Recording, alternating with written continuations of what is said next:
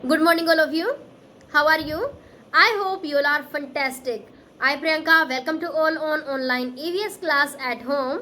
Today we are going to cover day 14 of Unit 4, Water and Atmosphere. In our previous class, we have discussed about the layers of atmosphere. कितनी होती हैं layers of atmosphere? Yes, 5. Troposphere, stratosphere, mesosphere, thermosphere and exosphere. Very good. Let's recap what we did yesterday.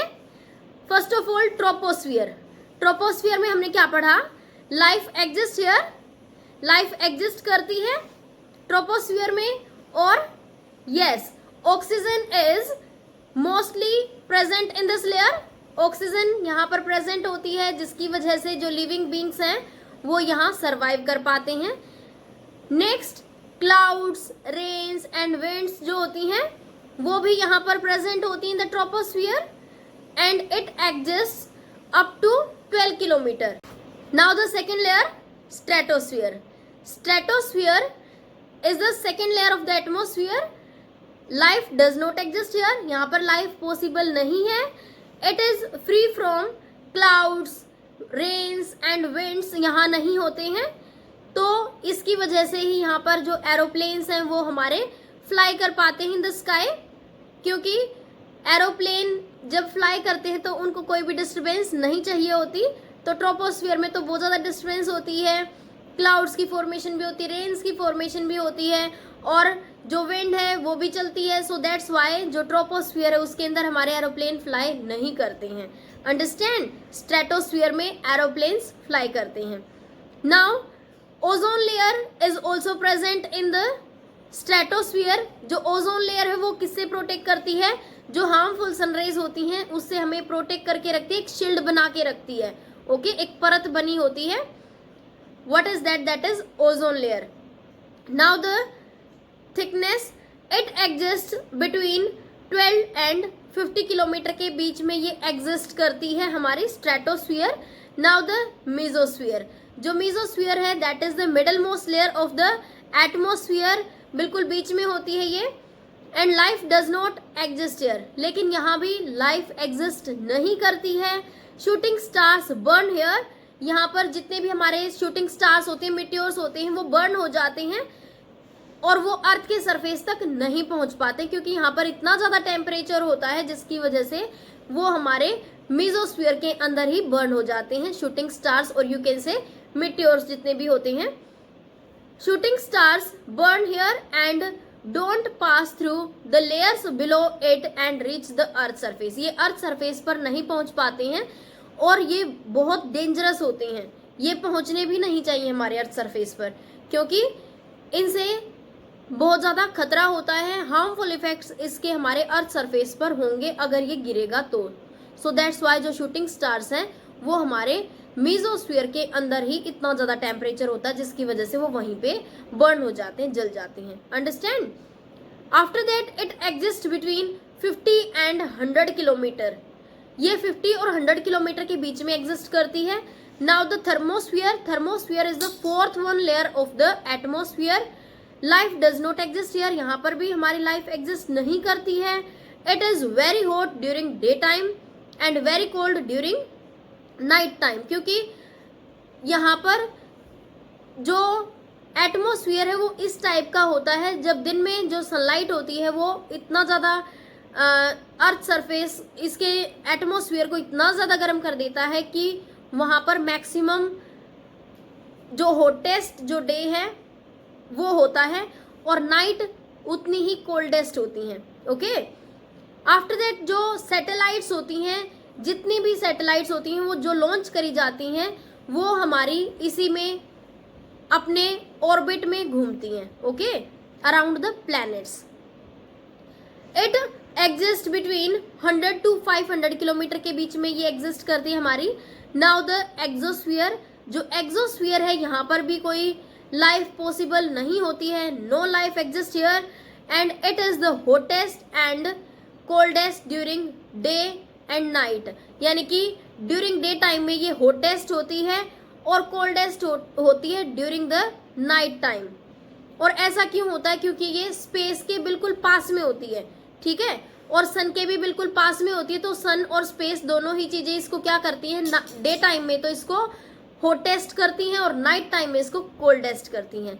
Okay, and it exist between 500 to 10,000 kilometre के बीच में ये exist करती है हमारी एग्जोस्फीयर वाली layer.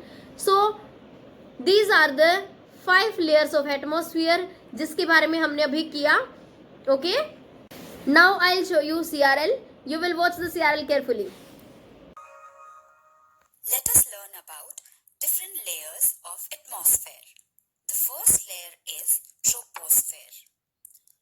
This layer of the atmosphere is inhabited by every living creature on Earth and where all weather occurs. It extends from the ground to roughly 12.5 km above Earth's surface. Temperature in this layer is constantly changing. The next layer is stratosphere. This layer goes up to about 11 to 50 kilometers. Aeroplanes fly in this layer. This layer has ozone layer which protects us from the harmful rays of the sun. Can you think of what is this? आपको पता है क्या है ये? Yes, shooting star. Shooting stars are big rocks of dust that enter the atmosphere of Earth from space. They are called meteors. ये big rocks होते हैं किसके? डस्ट के, जो हमारे एटमोस्फियर में एंटर कर जाते हैं स्पेस से।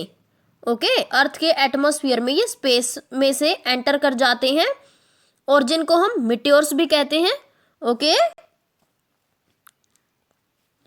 Mesosphere and how it protects us. Mesosphere is the third layer from the earth surface. Third layer होती है ये हमारे एटमोस्फियर की, और ये हमें कैसे प्रोटेक्ट करती है? Meteors are so big that if they hit the ground many things will be destroyed where they fall.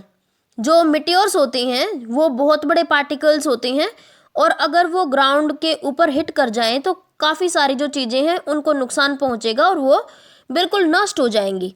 Okay, they don't fall on the surface of the earth because they are burnt when they enter the mesosphere which is the third layer of atmosphere.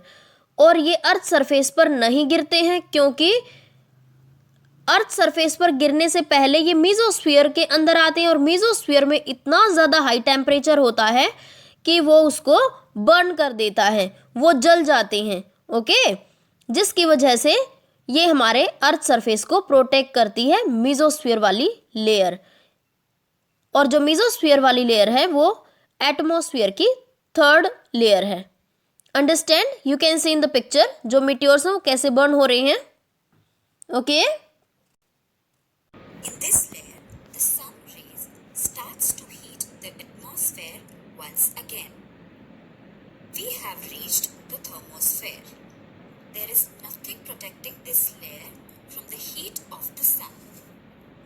The next layer is exosphere. This is the last layer.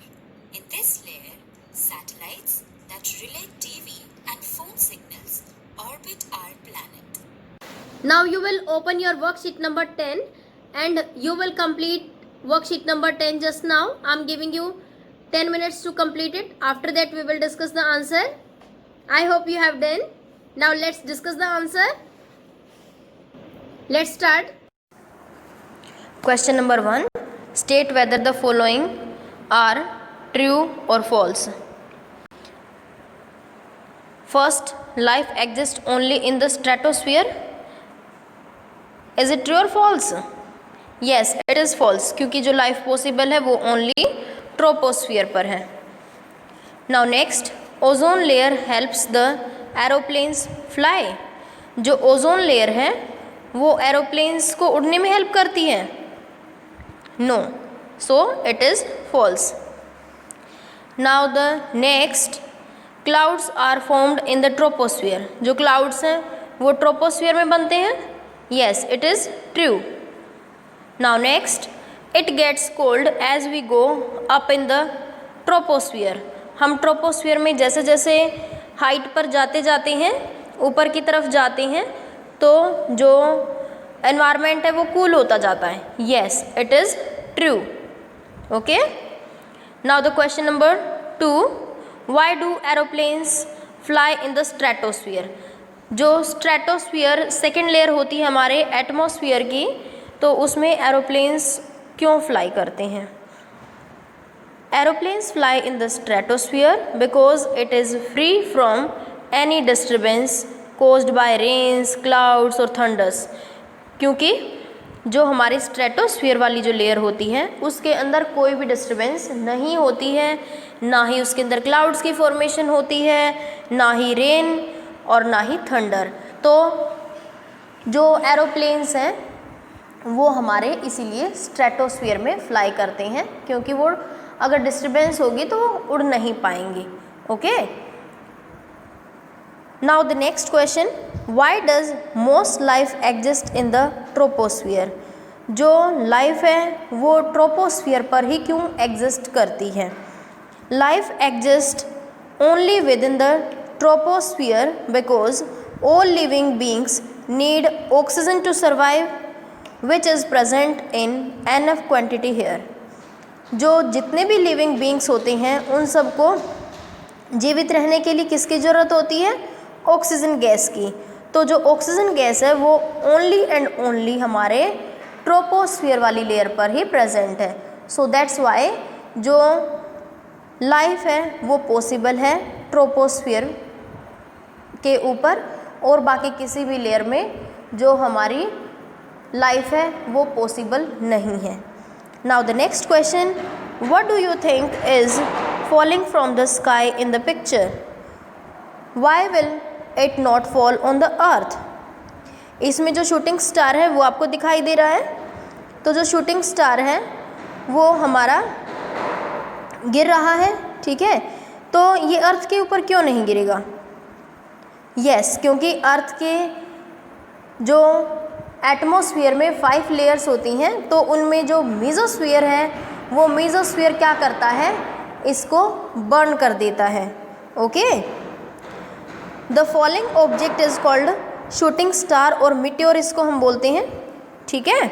इसको हम shooting star और meteor बोलते हैं. It is a huge rock of dust that will not fall on the earth because it will burn up in the mesosphere. और ये बहुत बड़ा rock होता है जो जब हमारे अर्थ सरफेस पर गिरने से पहले ही वो मेसोस्फीयर वाली लेयर में तो जाता ही है, क्योंकि सबसे पहले हमारी एक्सोस्फीयर आती है, एक्सोस्फीयर से नीचे थर्मोस्फीयर होती है, थर्मोस्फीयर से नीचे हमारी मेसोस्फीयर होती है. तो जैसे ये मेसोस्फीयर में एंटर करता है तो मेसोस्फीयर का टेम्परेचर इतना ज़्यादा होता है कि वो इसको बर्न कर देता, जला देता है. ओके. तो जितने भी हमारे शूटिंग स्टार्स या मेटियोर्स होते हैं वो हमारे बर्न हो जाते हैं इन द मेसोस्फीयर, क्योंकि अगर ये शूटिंग स्टार हमारे अर्थ सरफेस पर गिरेंगे तो ये बहुत ही डेंजरस होते हैं, ख़तरनाक होते हैं. ओके. तो जो मेसोस्फीयर है वो हमें किससे प्रोटेक्ट करके रखता है? शूटिंग स्टार से. ओके. क्योंकि वो उनको अर्थ के सरफेस पर पहुंचने से पहले ही बर्न कर देता है. I hope you understand. Today we learned there are 5 layers of atmosphere. कौन कौन सी होती हैं ये? Yes, troposphere, stratosphere, mesosphere, thermosphere and exosphere. I hope you understand about all these types of layers of atmosphere. Now let's discuss the homework. You will do worksheet number 11 in your workbook. Okay? Bye. Happy learning.